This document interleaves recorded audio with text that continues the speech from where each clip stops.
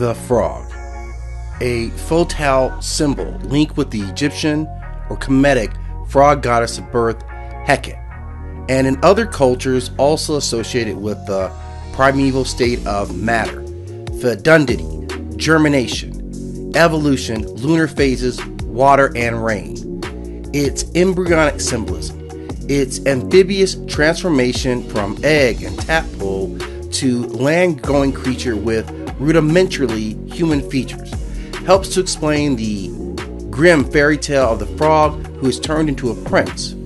Frogs were mock symbols of foolish aspirations, identified in Revelations verse 16, chapter 13, as unclean spirits, and sometimes associated with heresy.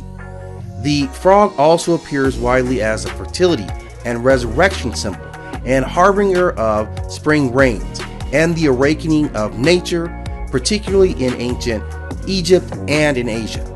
In Vedic myth, there is a great frog as the primordial state of the undifferentiated matter that supports the earth.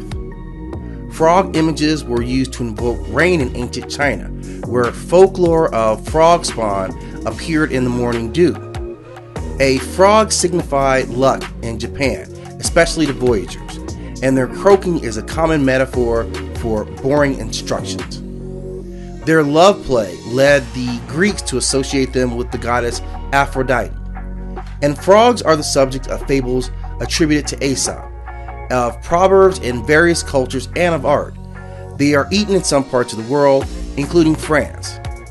To the Egyptians particularly, the frog was a symbol of life and fertility, since millions of them were born after the annual flooding of the Nile, which brought fertility to the otherwise barren lands.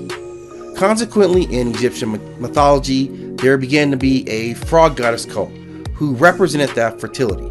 She was named Heket, and Heket was usually depicted as a frog or a woman with a frog's head, or more rarely as a frog on the head of a phallus to explicitly indicate her association with fertility. A lesser-known Kemetic god was Kek, who is also shown in the form of a frog. Texts in the late period describe the Ogdoad of Hermopolis, a group of 8 primeval deities, as having the heads of frogs, at least the males, and the serpents represented the females, and they were often depicted in this way in reliefs of the Greco-Roman period.